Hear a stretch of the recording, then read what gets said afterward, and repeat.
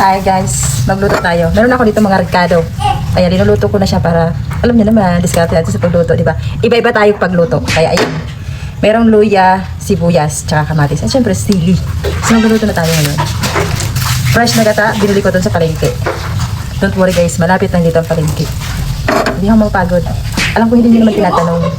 So yan, ilagay na natin yung fresh na gata. Yan. Kasi magluluto tayo ngayon ng bulinaw.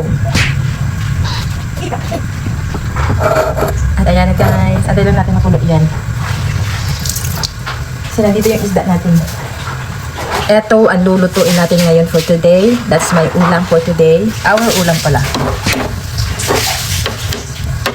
So ganito lang ang aking paraan ng pagluto.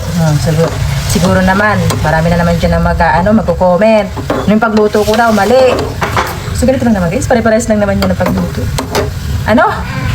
Ang lit ng kawali ko. Ganun talaga guys, kasi kunti lang naman to. Ito naman dyan mamaya. Kasyang-kasya to mamaya. Huwag ka mag-alala, kasya to. Ano? Liniliskay ko lagi.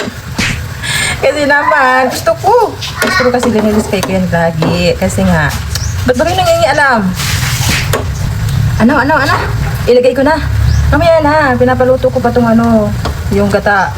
Kasi gusto ko nagmamantika ito mamaya. Ano? Malakas yung apoy? Ay, oo nga. Sorry, malakas yung apoy. Ito. Yan, hininaan ko na yung apoy.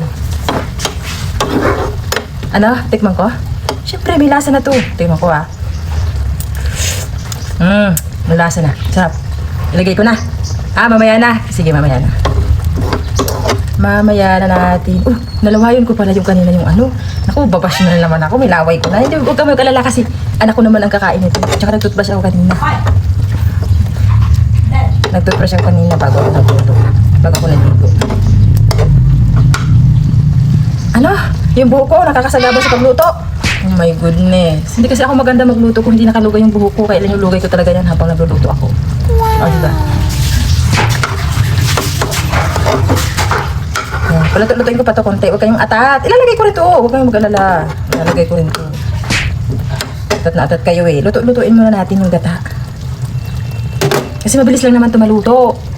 Oo, mabilis ito maluto. Huwag kang mag-alala. Kasi ayan o, ang liliit niya no. Diba? Yung buhok ko nakasayad na sa sa gata. Diyos ko Lord. Ang dami mga perfect na tao. Diba sabi ko nga sa inyo, hindi ako maganda magluto pag hindi nakalugay yung buhok ko. Kaya nilulugay ko yan. Huwag kang mag-alala kasi maghanap tayo ng hairnet pag magluluto na tayo. Next time guys.